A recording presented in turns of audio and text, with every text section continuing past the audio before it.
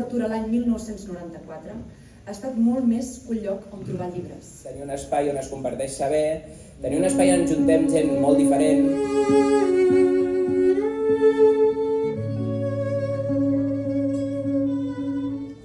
Jo reivindico que hi ha un nucli central, que és el llibre i la lectura. La sala de plens avui fa un segle, pràcticament.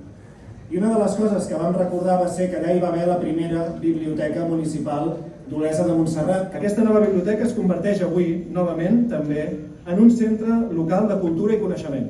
I a tots els seus equips per tirar endavant aquesta biblioteca. També, evidentment, a l'equip de govern actual, a la Diputació de Barcelona, a la Generalitat de Catalunya per ajudar-nos, a tots els tècnics i departaments de l'Ajuntament, que tots han tingut un paper importantíssim per aixecar aquesta biblioteca, a tot l'equip de bibliotecàries que els hi doneu vida i que els hi donareu vida a partir d'avui, als arquitectes i treballadors que també han aixecat arremangant-se aquestes parets i han construït un lloc meravellós, completament meravellós.